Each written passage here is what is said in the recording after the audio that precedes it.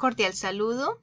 Les habla Angélica Gómez Ángel. Les voy a hablar sobre la pedagogía crítica de Paulo Freire.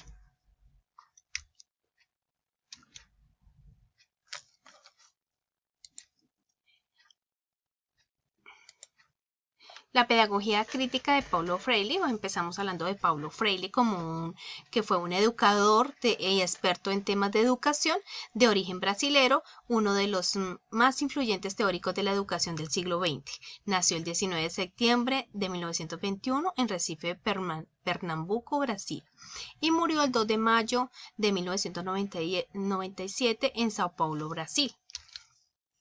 Paulo Freire maneja una pedagogía crítica en relación con los problemas con respecto a los problemas relacionados con la educación, no solamente a los problemas pedagógicos, sino que también maneja un diálogo en la herramienta metodológica de la pedagogía crítica. La educación práctica a la libertad.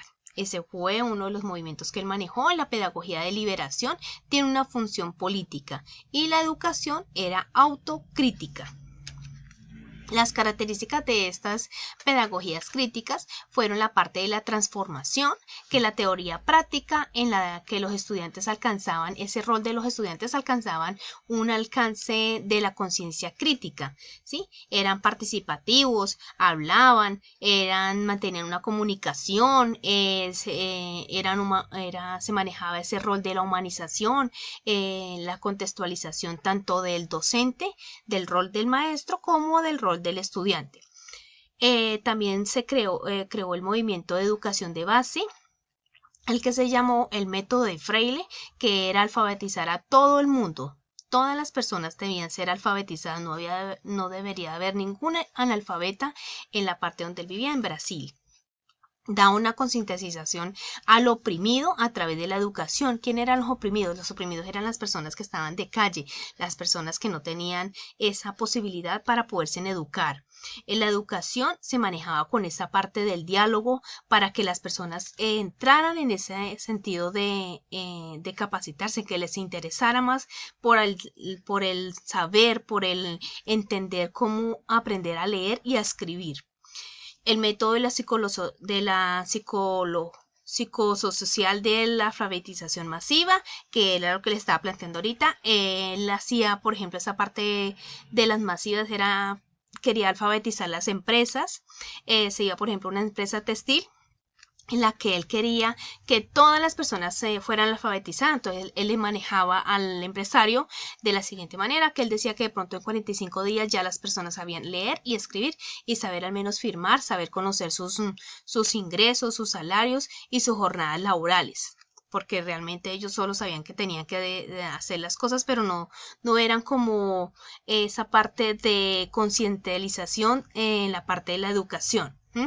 El método psicosocial de alfabetización masiva, que se manejó en las empresas. Las opiniones son importantes en los aportes críticos, y la pedagogía de anatomías y saberes necesarios a la práctica educativa. Él planteaba diálogos donde se necesitaba la confianza, la humanidad, el amor, la esperanza. Las emociones eran cargadas de razones, las convicciones, los saberes y los intereses.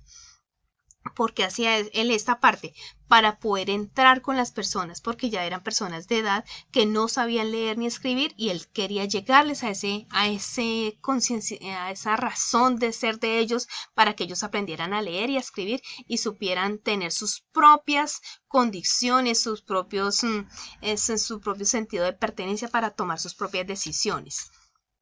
La metodología de la enseñanza y el aprendizaje que tomó tanto el rol del maestro como el rol de los estudiantes era una parte objetiva en dar un carácter político al problema educativo. La educación mediante el diálogo o conversacional, respetando las opiniones de los demás. Siempre se respetó las opiniones que intervenían los estudiantes con la intervención que hacía el maestro, respetando todas esas ideas. Según Freire decía que el diálogo comienza en la búsqueda del contenido pragmático, y esa búsqueda es la que inaugura el diálogo de la educación como una práctica de libertad. Él decía que la libertad es lo importante para el ser humano. para poder ser él como persona en esta sociedad. La importancia de la actividad educativa construyendo y fortaleciendo las escuelas populares para grandes masas. Él quería que esas escuelas fueran fundamentadas, fueran grandes y fueran emprendedoras de maestros capacitados para poder concientizar a las personas para que se fueran educando. Y su método de formar monitores y animadores creando la conciencia de la libertad a través del conocimiento socioeconómico. Y debe ser auténtico, un trabajo humano, tanto de los estudiantes como de los maestros. Debe tener un aprendizaje de que vaya de parte y parte. Tanto el maestro debe tener esa vocación para enseñarles a los alumnos y los alumnos esa capacidad de captar y de querer aprender para ser unas personas dignas a la sociedad y ser coherentes y poder tomar sus propias decisiones y no estar a toda hora dominados por el régimen de las personas que sí sabían leer y escribir. Les agradezco mucho por su atención prestada. Les habló Angélica Gómez Ángel. Muchas gracias.